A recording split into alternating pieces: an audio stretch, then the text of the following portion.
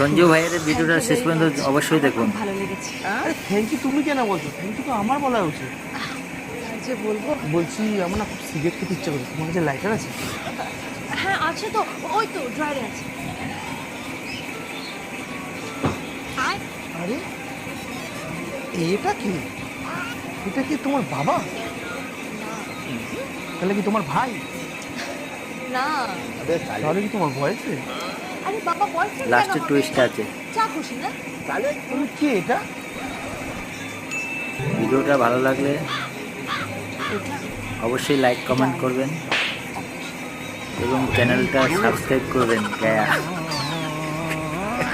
বলছি শোনো না, একটা আমি একটু বাইরে থেকে সিগারেট খেয়ে আসছি এখন।